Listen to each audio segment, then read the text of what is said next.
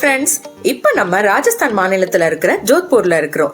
இங்க என்னென்ன tourist places இருக்குங்கிறதையும், அங்க நாங்க எங்க ஃபேமிலியோட டிராவல் பண்ண எங்களோட டிராவலிங் எக்ஸ்பீரியன்ஸையும், கூடவே சென்னையில இருந்து எப்படி ஈஸியா ஜோத்பூர் ரீச் ஆகலாங்கிறதையும் இந்த வீடியோல விளக்கமா சொல்லியிருக்கோம். நீங்க பார்த்துட்டு இருக்கிறது budget family man YouTube channel. நம்ம சேனல் வீடியோஸ் இப்பதான் ஃபர்ஸ்ட் டைம் பாக்குறீங்கன்னா மறக்காம சப்ஸ்கிரைப் பண்ணிடுங்க. சோ ப்ளூ சிட்டியான ஜோத்பூரை சுத்தி பார்க்க வாங்க போலாம்.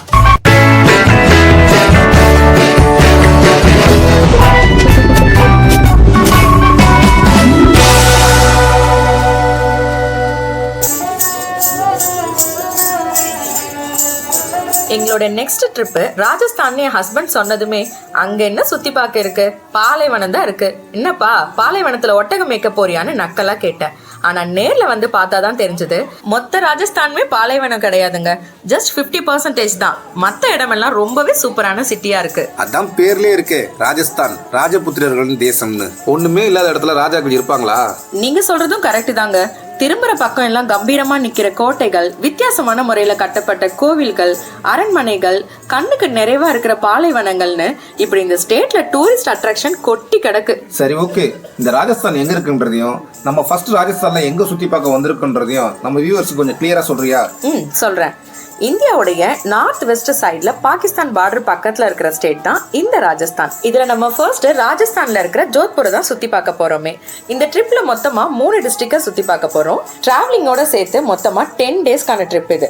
எக்ஸாக்டா சொல்லணும்னா சனிக்கிழமை சென்னையில இருந்து கிளம்பி 1 வீக் ஃபுல்லா சுத்தி பார்த்துட்டு அதுக்கு அடுத்த வாரம் திங்கக்கிழமை ஏர்லி மார்னிங் சென்னை வந்து ரீச் ஆகிறது தான் நம்மளோட பிளான். இந்த 10 நாள் ட்ரிப்ல முதல் 2 நாள் நாங்க ராஜஸ்தானுக்கு போலங்க, அடிஷ்னலா மும்பையை சுத்தி பார்த்தோம். மும்பையோட வீடியோ லிங்க் டிஸ்கிரிப்ஷன்ல கொடுத்திருக்கோம், அதையும் மிஸ் பண்ணாம பாருங்க. நாங்க மும்பைல இருக்கிற கல்யாண் ரயில்வே ஸ்டேஷன்ல இருந்து மதியம் 12:20 கிளம்புற பிகினர் எக்ஸ்பிரஸ் இந்த ட்ரெயின்ல ஏறி தாங்க நாங்க ஜோத்பூர் கிளம்பணுமே. அது என்னமோ தெரியலங்க, இந்த ட்ரெயின் நாங்க எப்போல்லாம் லேட்டா போகணும்னு எதிர்பார்ப்போமோ அப்பெல்லாம் ஆன் டைம் போகும். நாங்க எப்பெல்லாம் ஆன் டைம் போகணும்னு எதிர்பார்ப்போமோ அப்பெல்லாம் ரொம்ப லேட்டா போகும். இங்கேயும் அப்படிதாங்க ஆச்சு. ஆக்சுவலா ஷெடியூல் பிரகாரம் ஏர்லி மார்னிங் 4:10 தான் அங்க ரீச் ஆகணும். எப்படி இருந்தாலும் ஒரு 1 hour லேட்டாக போகும், நல்லா விடிஞ்சதுக்கு அப்புறம் ஜோத்பூர் போய் இறங்கலாம் அப்படின்னு சொல்லி தான் யோசித்தோம். ஆனால் நடந்தது, ட்ரெயின் வழக்கத்துக்கு மாற 4 மணிக்கு முன்னாடியே ஜோத்பூர் ரீச் ஆகிடுச்சு. ஏர்லி மார்னிங், ஒன்றுமே தெரியாத ஊர், கும்பலாக வந்து இறங்கிட்டோம். நானும் ஜோத்பூர் ரொம்ப சின்ன ஸ்டேஷனாக இருக்குன்னு தான் நினச்சேன். ஆனால் ஸ்டேஷன் கொஞ்சம் பெரிய ஸ்டேஷன் தான். மக்கள் கூட்டமும் கொஞ்சம் ஜாஸ்தியாக தான் இருந்தது. அதனால பயம் கொஞ்சம் கம்மியாயிடுச்சு. சரிங்க, நம்ம மும்பையை சுற்றி பார்த்துட்டு அதுக்கப்புறம் தான் ஜோத்பூர் வந்தோம். இதுவே டைரக்டா ஜோத்பூர் வர்றதுக்கு எதுவும் டிரான்ஸ்போர்ட் ஃபெசிலிட்டி இல்லையா? நிறையவே இருக்கு. இப்போ சென்னையில ஈஸியாக ஜோத்பூர் போகணுன்னா ஃப்ளைட்டு தான் பெஸ்ட்டு. ஆனால் நம்ம பட்ஜெட்டுக்கு ஃப்ளைட்டு செட் ஆகாது, நம்மளுக்கு ட்ரெயின் தான். இப்போ சென்னையில் ஜோத்பூர் போகிறதுக்கு வாரத்துக்கு 3 ட்ரெயின் இருக்குது. ட்ராவலிங் டைம்னா மினிமம் 40 hours, அதாவது 1.5 நாளுக்கு மேலே ட்ராவல் பண்ணுற மாதிரி இருக்கும். ஸ்லீப்பரில் இவ்வளோ நேரம் ட்ராவல் பண்ணுறது ரொம்ப கன்வீனியண்ட்டாக இருக்கான்னு சொல்லிட்டு தான் நம்ம மும்பை இறங்கி அங்கே ஒரு பிரேக் எடுத்துக்கிட்டு அதுக்கப்புறம் அங்கேருந்து ட்ரெயின் ஏறி ஜோத்பூர் வந்திருக்கோம். இந்த ஈர வெங்காய கதையை தான் போன வீடியோவில் சொல்லிட்டல்ல, இப்போ கதைக்கு வா. இவ்வளோ ஏர்லி மார்னிங் ஜோத்பூர்ல இறக்கி விட்டுருக்க. எங்க தங்க போறோம், எத்தனை நாள் இந்த ஜோத்பூர்ல இருக்க போறோம்? ஜஸ்ட் 1 day பிளான் தான் இந்த ஜோத்பூர். ஐயோ, 1 day பிளானா? அப்போ பழையபடி ரெஃப்ரெஷ்மெண்ட்டுக்கு வெயிட்டிங் ஹால் தானா? பயப்படாத, இந்த தடவை ரூம் புக் பண்ணியிருக்கேன். ஆக்சுவலாக நம்ம ஜோத்பூர் சுற்றி பார்த்துட்டு நெக்ஸ்ட் டே ஜெய்சால்மர் கிளம்பி போகிறோம். அதுக்கு காலையில் 6:20க்கு இதே ரயில்வே ஸ்டேஷனில் தான் ட்ரெயின் ஏறணும். ஸோ நைட் ஸ்டே இருக்குது, அதனால் ரூம் புக் பண்ணிட்டேன். ரூம் எல்லாம் புக் பண்ணிட்ட. சரி, இவ்வளோ ஏர்லி மார்னிங்ல நீ புக் பண்ண ரூமை எங்க இருந்து தேடி கண்டுபிடிக்கிறது? இதுல லாங்குவேஜ் வேற தெரியாது நமக்கு. அதெல்லாம் ரொம்ப சிம்பிள். இங்கே டிக்கெட் ரிசர்வேஷன் பிளாக் எங்கே இருக்குன்னு பாரு, அதுக்கு ஆப்போசிட்டில் தான் ரூமு. அட ஆமா, வெறும் 100 மீட்டர் தான் நடந்து வந்திருக்கோம், உடனே ரூம் வந்துடுச்சு. எப்படிங்க சென்னையில இருந்துகிட்டு இவ்வளோ கிட்டத்துல ரூமை கண்டுபிடிச்சு புக் பண்ண? அதுவா, வழக்கமாக கோ ஐபிபோ மேக் மீ ட்ரிப் இந்த மாதிரி ஆப்பில் தான் ரூம் புக் பண்ணுவேன். இந்த தடவை ஒரு வித்தியாசமாக இருக்கணுமேனு சொல்லிட்டு கூகுள் மேப்பை ஓப்பன் பண்ணி ரயில்வே ஸ்டேஷன் பக்கத்தில் இருக்க ஹோட்டல் லிஸ்ட் எடுத்தேன். அதில் ரிவ்யூவில் பெஸ்ட்டாக இருக்கிறதுல நம்மளுக்கு பட்ஜெட்டுக்கு செட் ஆகிற மாதிரி ஹோட்டலை செலக்ட் பண்ணேன். அப்படி செலக்ட் பண்ணது தான் இந்த கோவிந்த் ஹோட்டல். ஜென்ரலாகவே ஆன்லைனில் புக் பண்ணுற ரூமுக்கு செக்இன் டைம் மதியம் 12 மணி. ஆனால் நம்ம ஜோத்பூரில் வந்து இறங்கின டைமோ ஏர்லி மார்னிங் 4 மணி. நம்ம மறுநாள் ஜெய்சால்மருக்கு ட்ரெயின் ஏற போகிற டைமோ காலையில் 6 மணி. ஸோ எப்படி பார்த்தாலும் ஆன்லைனில் புக் பண்ணால் 2 daysக்கு புக் பண்ண வேண்டியிருக்கும். ஸோ அதை அவாய்ட் பண்ணுறதுக்காக தான் கூகுள் மேப்பில் ஹோட்டலை கண்டுபிடிச்சி கூகுள் சர்ச்லேயே ஹோட்டல் ஓனரோட ஃபோன் நம்பரை கண்டுபிடிச்சி அவருக்கு டைரெக்டாக கால் பண்ணி பேசி ஸ்பெஷல் பர்மிஷனில் காலையில் 5 to மறுநாள் காலையில் 5 மணி வரைக்கும் 1 day ரூம் புக் பண்ணிக்கிட்டோம். ரூமை செக்இன் பண்ணிட்டு ஒரு 3 மணி நேரம் செம்ம தூக்கம்.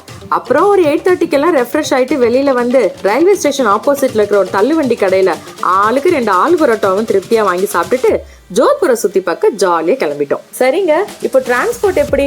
வண்டி எதனா புக் பண்ணிருக்கீங்களா இல்ல இந்த ஊருடைய லோக்கல் கவர்மெண்ட் பஸ் தான் யூஸ் பண்ண போறோமா? இது குரூப் ட்ரிப் இல்லை, ஸோ கவர்மெண்ட் டிரான்ஸ்போர்ட் யூஸ் பண்ணுறது நமக்கு கன்வீனியண்ட்டாக இருக்காது.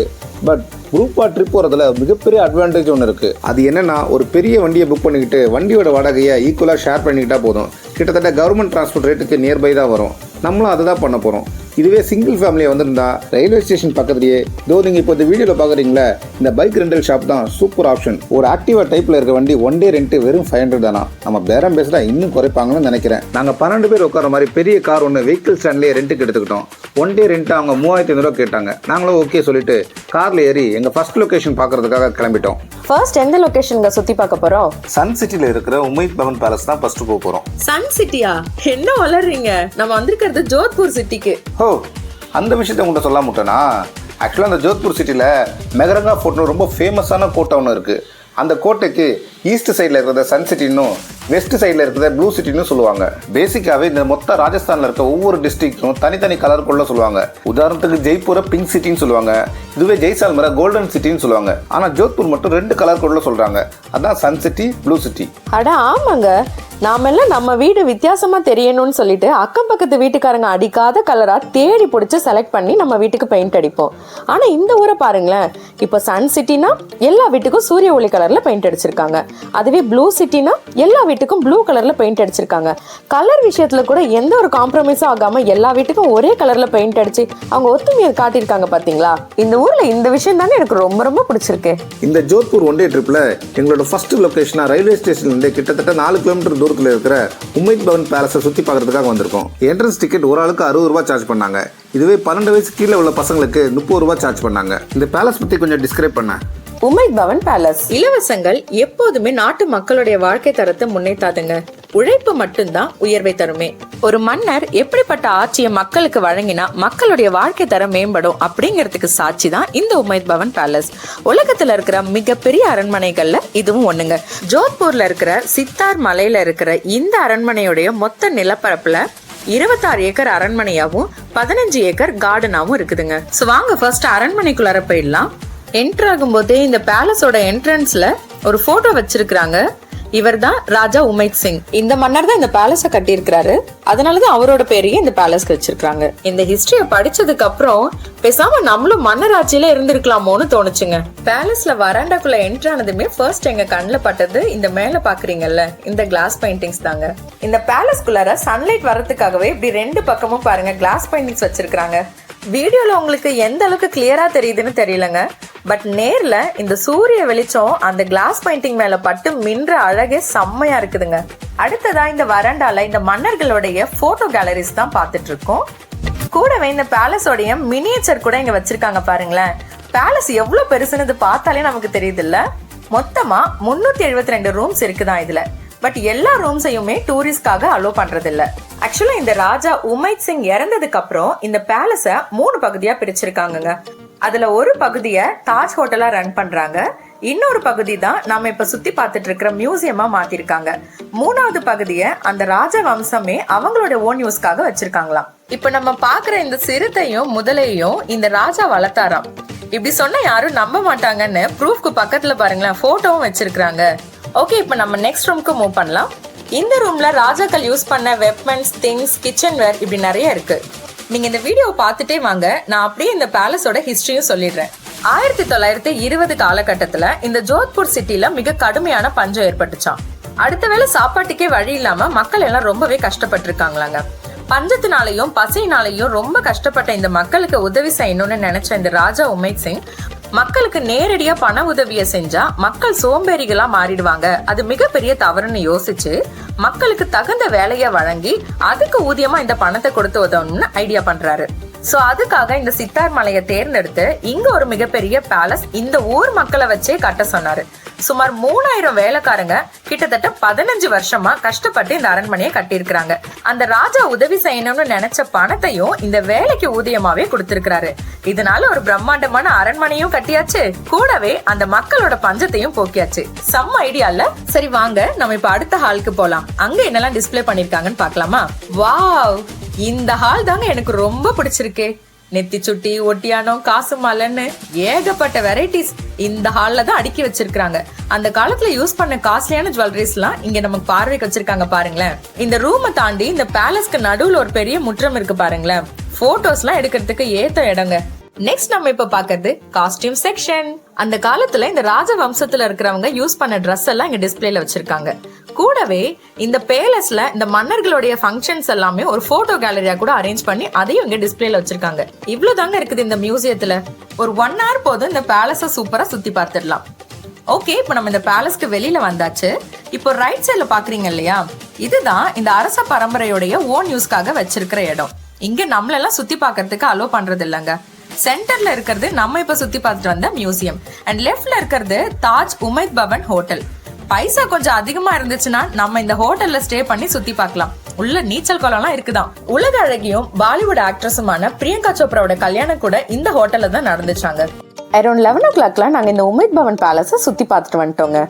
அப்புறம் அடுத்து எந்த லொகேஷன்ல போறோம்? அடுத்ததான் அந்த ஜோத்பூர்லயே ரொம்ப ஃபேமஸான கோட்டை ஒன்று இருக்குன்னு சொன்னேன்ல, அந்த மெகரங்கா ஃபோர்ட் தான் போறோம். அங்க போறதுக்கு இந்த உமைத் பவன் பேலஸ்ல இருந்து ஒரு 5 கிலோமீட்டர் டிராவல் பண்ணி போக வேண்டியது இருக்கும். போற வழியில திடீர் பரபரப்புங்க. போலீஸ்லாம் எங்க வண்டியை தாண்டி ஓடிக்கிட்டே இருந்தாங்க. ஒரு செகண்ட்ல பயந்தே போயிட்டோம். அதுக்கப்புறம் தான் தெரிஞ்சது இந்த ஜோத்பூர் மகாராஜா கத் சிங் எங்க வண்டிக்கு பின்னாடி தான் வந்துட்டு இருக்கிறாருன்னு. எங்களுக்கு துணையா ஜோத்பூர் மகாராஜாவே எங்க பின்னாடி வந்துட்டு இருக்கிறாருன்னு நினைக்கிறப்போ ரொம்பவே சந்தோஷமா இருந்துச்சுங்க. இந்த ராஜ வரவேற்புன்னு சொல்லுவாங்கல்ல, அது இந்த ஜோத்பூர் மகாராஜாவுக்கு மட்டும் இல்லைங்க, அவர் வண்டிக்கு முன்னாடி வண்டியில நாங்க போனதால எங்களுக்கும் சேர்த்தே கிடைச்சிடுச்சு. அரௌண்ட் 11:30 நாங்க மெகரங்கா ஃபோர்ட் வெஹிக்கிள் பார்க்கிங் வந்துட்டோம். இந்த மலைக்கு மேல கம்பீரமாவும் பிரம்மாண்டமும் இருக்குல்ல, இதுதான் மெகரங்கா ஃபோர்ட். இந்த ஃபோர்ட்டுக்குள்ள என்ட்ரி ஆகிறதுக்கு முன்னாடி ஒரு விஷயத்த மட்டும் மைண்ட்ல வச்சுக்கோங்க. இந்த ஃபோர்ட்டை முழுசா சுத்தி பார்க்கறதுக்கு ½ டேக்கு மேல ஆகும். ஸோ உங்களுக்கு தேவைக்கு ஏற்ற மாதிரி குடிக்கிற தண்ணி, ஸ்நாக்ஸ் இதெல்லாம் போற வழியிலே வாங்கிட்டு போயிடுங்க. உள்ள போயிட்டு வாங்கிக்கலாம்னு மட்டும் பிளான் பண்ணிடாதீங்க. ஏன் சொல்றேன்னா, எல்லாம் யானை விலை, குதிரை விலை. உதாரணத்துக்கு ஒரே ஒரு கிளாஸ் லெமன் ஜூஸோட விலை 180 ரூபாய். குடிக்கிற தண்ணி கூட நம்ம அதிகமாக காசு கொடுத்து தான் வாங்க வேண்டியது இருக்கும். அதனால தான் சொல்கிறேன், இந்த ஃபோர்ட்டுக்கு என்ட்ரி டிக்கெட்டாக ஒரு ஆளுக்கு 200 ரூபாய் சார்ஜ் பண்ணுறாங்க. இந்த ஃபோர்ட்டை முழுசாக நீங்கள் சுற்றி பார்க்கணுன்னா ரொம்ப தூரம் நடக்கிறதுக்கு நீங்கள் தயாராக இருக்கணும். இல்லை எங்களுக்கு நடக்கிறது சிரமம்னு யோசிச்சிங்கன்னா, இந்த டிக்கெட் கவுண்டர் பக்கத்துலேயே ஒரு லிஃப்ட் ஃபெசிலிட்டி இருக்குது. ஒரு ஆளுக்கு 50 ரூபா தான் சார்ஜ் பண்ணுவாங்க. அதில் ஏறி நேராக மியூசியம் மட்டும் போய் சுற்றி பார்த்துட்டு ரிட்டர்ன் வந்துக்கலாம். இந்த ஃபோர்ட்ல என்ட்ரன்ஸ் தாண்டினதுமே ஃபர்ஸ்ட் வர்றது இந்த டூத் பிரஷ் மரம் தாங்க. நம்ம ஊர்ல எப்படி வேப்பங்குச்சி, ஆலங்குச்சிலாம் வச்சு பல்லு விளக்கணுமோ அதே மாதிரி ஒரு காலத்துல இந்த ராஜ வம்சத்தினர் இந்த மரத்தோட குச்சி வச்சு தான் பல்லு விளக்கினாங்களா. இதை நான் சொல்லலைங்க, இந்த மரத்து கீழே இருக்கிற போர்டு சொல்லுச்சு. இந்த கோட்டையை சுத்தி பார்க்கறதுக்கு செங்குத்தான பாதையில கொஞ்சம் சிரமப்பட்டு தாங்க நடந்து போக வேண்டியது இருக்குமே. இந்த கோட்டைக்கு மொத்தமா 7 வாசல்கள் இருக்குது. ஒவ்வொரு வாசலுக்கும் ஒவ்வொரு ஹிஸ்டரி இருக்குதுங்க. இதுல ஃபர்ஸ்ட் வாசலான ஜெய்போல் 1806 வருஷம் ஜெய்ப்பூருக்கும் பிக்கனருக்கும் நடந்த போர்ல ஜெய்ப்பூர் மகாராஜாவான மான்சிங் வெற்றி பெற்றதோட அடையாளமா கட்டப்பட்டது. சரி, இந்த என்ட்ரன்ஸ் பக்கத்துலயே நிறைய இந்த மாதிரி கை அச்செல்லாம் வச்சிருக்காங்களே, என்னங்க இது? ஓ இதுவா, அந்த காலத்துல சதி என்னும் உடன்கட்டை ஏறுதல் பழக்கம் இருந்ததுல, அப்படி உடன்கட்டை என்னோட கை அச்சுனாது. இவங்கள இந்த ஊர் மக்கள் தெய்வமா நினைச்சு வழிபடுறாங்க. கொடுமைங்க இதெல்லாம். எப்பேற்பட்ட மூட பழக்க வழக்கத்துல இருந்திருக்கோம் பாத்தீங்களா அந்த காலத்துல. நீ சொல்றதும் ஒரு விதத்துல கரெக்ட் தான். சரி, பத்மாவதினு ஒரு படம் இருந்ததுல, அந்த படத்தை நீ பாத்திருக்கியா? இல்லையே, ஏன் கேக்குறீங்க? அந்த படத்துல இதுக்கான தெளிவான விளக்கத்தை கொடுத்திருப்பாங்க, அதான் கேட்டேன். இப்படி ஒரு கொடுமையும் பண்ணிட்டு இதுக்கு விளக்கத்தை வேற கொடுத்திருக்காங்களா? அப்படி என்ன விளக்கம் கொடுத்திருக்காங்க அந்த படத்துல? கோவப்படாத, சொல்றேன், பொறுமையா கேளு. மற்ற நாட்டோட கலாச்சாரத்துக்கு நம்ம நாட்டு கலாச்சாரத்துக்கு என்ன வித்தியாசம் தெரியும்ல? அந்த ஒருவனுக்கு ஒருத்தி, இதுதான் இந்த சதி என்னும் உடன்கட்டை ஏறுதலுக்கு முக்கிய காரணமா அமைஞ்சுது. இந்த அந்நிய படையெடுக்கும் போது அந்த நாடு நம்ம கல்ச்சரை மதிக்காது. இந்த போர்ல ஈடுபட்ட போர் வீரர்களோட மனைவிகள், மன்னரோட மனைவிகளுக்கு சொல்ல முடியாத கொடுமையை அவங்க செஞ்சாங்க. நம்ம நாட்டு பெண்களுக்கு உயிரோட மானம் தான் பெருசு, அதனால தான் தங்களோட உயிரை மாற்றிக்கிட்டாங்க. இப்படிதான் நம்ம நாட்டில் இந்த படு பயங்கரமான பழக்கம் ஆரம்பிச்சது. நம்ம ஹிஸ்டரியில எங்க தேடி பார்த்தாலும் இப்படி ஒரு பழக்கம் தானா முன் வந்து நடந்ததே தவிர எங்கேயுமே கட்டாயப்படுத்தி நடக்கவே இல்லை. இதுவும் ஒரு விதமான கொடுமையான தற்கொலை மாதிரி தான். சரி விடு, நம்ம தான் ஃபோர்ட்டுக்குள்ள வந்தாச்சே. இந்த ஃபோர்ட் பற்றி டீட்டெயில்ஸ் உனக்கு நிறைய தெரியும்னு நினைக்கிறேன். அதை பற்றி கொஞ்சம் கிளியரா சொல்றியா? இந்த மெகரங்கா ஃபோர்ட்டும் ஒரு வரலாற்று சிறப்புமிக்க கோட்டை தாங்க. ஜோத்பூர்ல இருக்கிற ஒரு மலையோட உச்சியில கிட்டத்தட்ட 1200 ஏக்கர் பரப்பளவுல இருக்கிற இந்த கோட்டைய 1459 வருஷம் ராவ் ஜோதா அப்படிங்கிற மன்னரால கட்டப்பட்டது. இருந்தாலும் ஃபுல் கட்டுமானமும் 17ஆம் நூற்றாண்டுல தான் கட்டி முடிச்சிருக்காங்க அப்படிங்கிற ஒரு தகவலும் இங்க இருக்குதுங்க. இந்த ஒரு கோட்டையிலேயே ஏகப்பட்ட அரண்மனைகள் இருக்குதுங்க. அதுல ஒரு பகுதியை தான் மியூசியமா ரன் பண்றாங்க. எப்படி இந்த கோட்டையுடைய ஃபர்ஸ்ட் கேட் வந்து ஜோத்பூர் மன்னருடைய வெற்றி நினைவா கட்டப்பட்டதோ அதே மாதிரி இங்க இருக்கிற செகண்ட் கேட்டும் முகலாயர்களுக்கு எதிராக மகாராஜா அஜித் சிங்கோட வெற்றி பெற்றது நினைவா கட்டப்பட்டது. இந்த செகண்ட் கேட்டை பத்தேஃபுல்னு அழைக்கிறாங்க. இதே மாதிரி இங்க இருக்கிற 7 கேட்டுக்குமே ஒவ்வொரு மாதிரியான வரலாறு இருக்குதுங்க. அது எல்லாத்தையும் நான் சொல்லணும் அப்படின்னாக்கா நம்ம வீடியோவில் லென்த் ஜாஸ்தியாக போயிடும். நான் வேணும்னா இந்த கோட்டைக்குள்ளே என்னென்ன இருக்குதுங்கிறத சொல்லிடுறேன். உள்ளே என்ட்ரானதுமே ஃபர்ஸ்ட் இருக்கிறது சீஷ் மஹால். இங்கே இருக்கிற செவத்துல கண்ணாடியால் ஃபுல்லாக பதிச்சு பார்க்கறதுக்கு ரொம்ப அட்ராக்டிவாக இருக்கும்.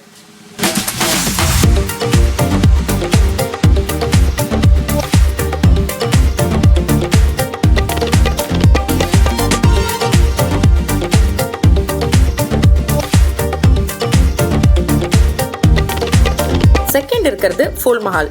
இது அந்த காலத்துல விருந்தினர்களுக்கு விருந்தளிக்கிற இடமா இருந்திருக்கு.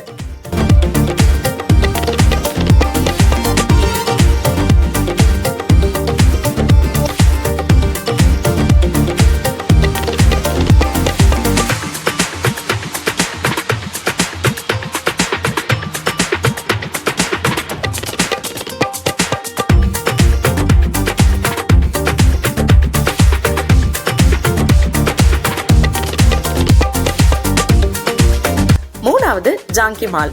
இந்த இடத்துல இருந்து தான் இளவரசிகளும் ராணிகளும் அரசவை கூட்டத்தை பார்வையிடுவாங்களாம்.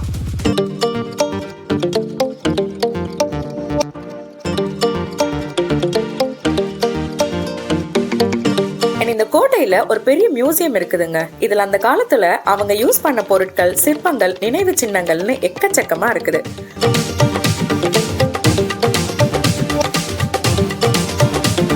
நான் உங்களுக்கு இது ஃபுல் மியூசியமே சுற்றி காட்டுறேன், வாங்க போகலாம்.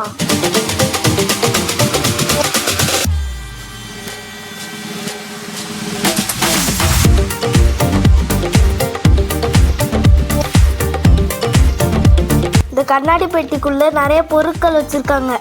இதெல்லாம் அந்த காலத்துல ராஜாக்கள் யூஸ் பண்ணலாம். வாங்க நெக்ஸ்ட் பார்க்கலாம்.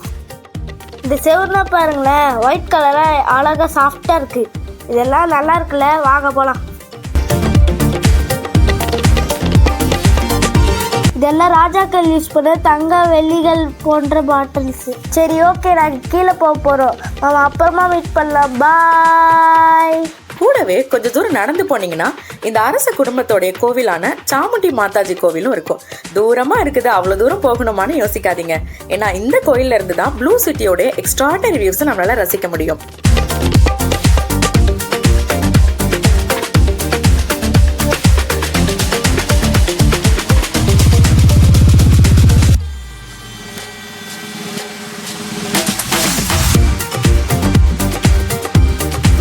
கோட்டைக்குள்ளார லேடிஸ் அண்ட் ஜென்ட்ஸ்க்கு ஃப்ரீ டாய்லெட் ஃபெசிலிட்டிஸும் இருக்குதுங்க. அவ்வளோதான்.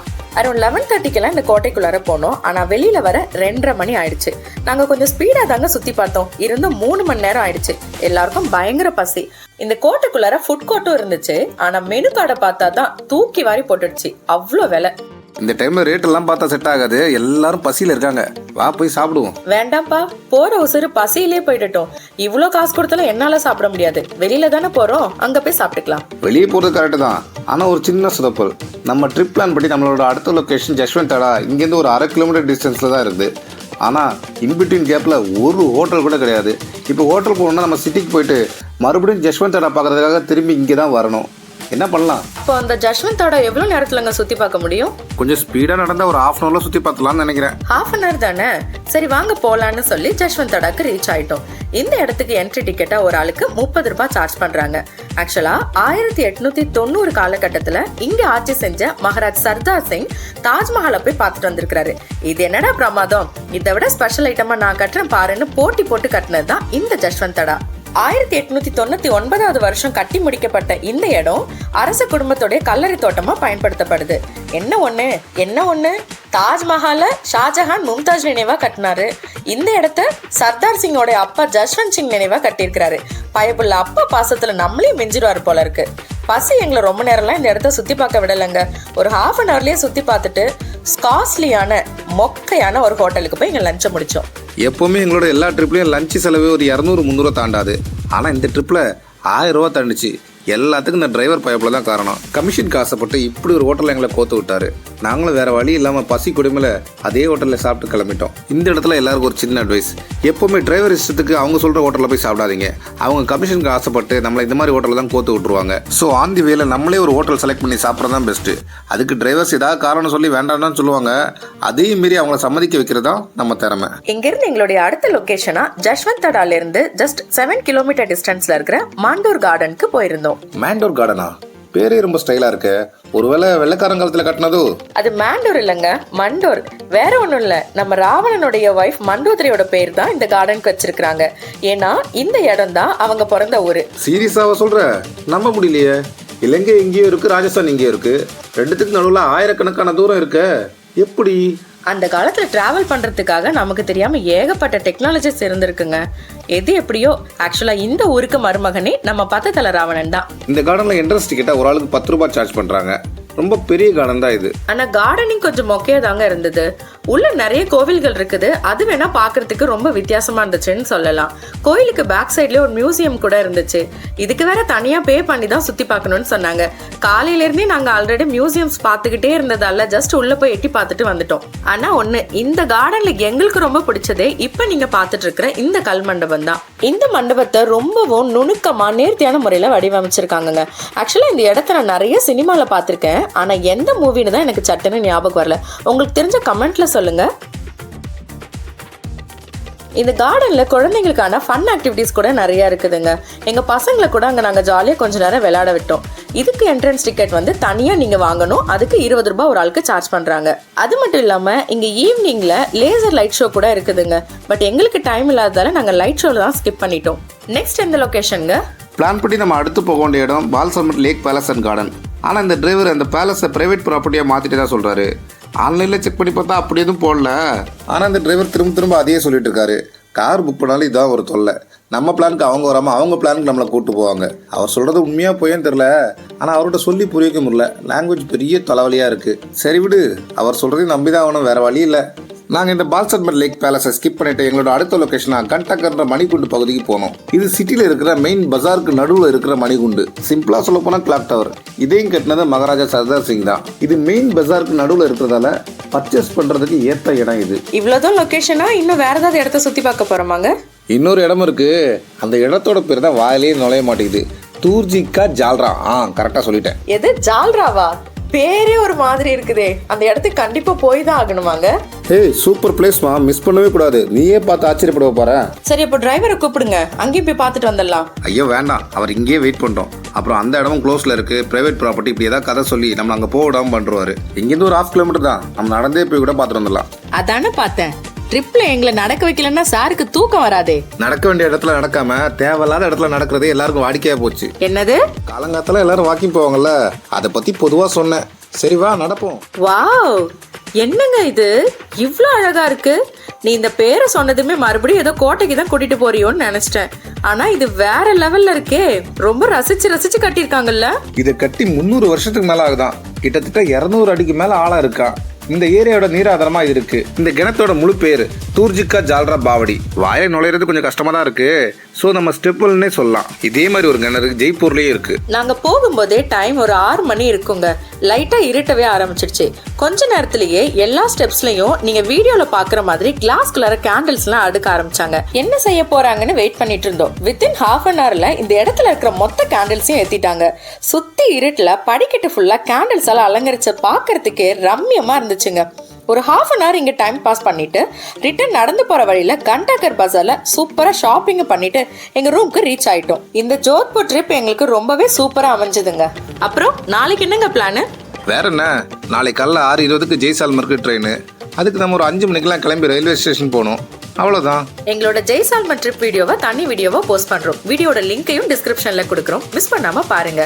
சரி, இப்போ இந்த ஜோத்பூருக்கு மட்டும் ஒரு ஆளுக்கு எவ்வளவு செலவாச்சுங்கிறத விளக்கமா பார்ப்போம். நாங்கள் மும்பைலேருந்து ட்ரெயின் ஏறி ஜோத்பூர் வந்தோம். மும்பைன்றது நாங்களா அடிஷ்னலாக பிளான் பண்ணது. ஸோ மும்பைலேருந்து ஜோத்பூருக்கு நாங்கள் வந்த ட்ரெயின் டிக்கெட் ஃபேரை கொடுக்காம சென்னையிலேருந்து ஜோத்பூருக்கு போகிற டைரக்ட் ட்ரெயின் டிக்கெட்டோட ஃபேரை கொடுத்தேன்னா உங்களுக்கு யூஸ்ஃபுல்லாக இருக்குன்னு நினைக்கிறேன். So Chennai to Jodhpur direct train ticket ஃபேரை இந்த பட்ஜெட்டில் கொடுத்துருக்கேன். Chennai to Jodhpur train ticket ஃபேரா ஒரு ஆளுக்கு 855 ரூபா ஆச்சு. கார் ரெண்டா எங்கள் 12 பேருக்கு சேர்த்து மொத்தமாக 3500 ஆச்சு. உமைத் பவன் பேலஸோட என்ட்ரன்ஸ் டிக்கெட்டு ஒரு ஆளுக்கு 60 ரூபா. இதுவே மெகரங்கா ஃபோர்ட்டோட என்ட்ரன்ஸ் டிக்கெட் ஒரு ஆளுக்கு 200 ரூபா. ஜஷ்வந்த் டாடாக்கு ஒரு ஆளுக்கு 30 ரூபா. மண்டோர்கருக்கு 10 ரூபா. அதுக்கப்புறம் கண்டாகருக்கும் தூர்ஜிகா ஜால்ராக்கும் என்ட்ரன்ஸ் டிக்கெட் எதுவும் கிடையாது. ரூம் ரெண்ட் மட்டும் எங்கள் ஃபேமிலிக்கு 850 ஆச்சு. இவ்வளோ தாங்க செலவு. Food and other purchase extra ஆகுங்க. இந்த வீடியோ உங்களுக்கு யூஸ்ஃபுல்லாக இருந்திருக்கும்னு நம்புறோம். வீடியோ உங்களுக்கு பிடிச்சிருந்தா லைக் பண்ணுங்க, ஷேர் பண்ணுங்க, கமெண்ட் பண்ணுங்க அண்ட் மறக்காம பட்ஜெட் ஃபேமிலி மேன் யூடியூப் சேனலுக்கு சப்ஸ்கிரைப் பண்ணுங்க. தேங்க்யூ.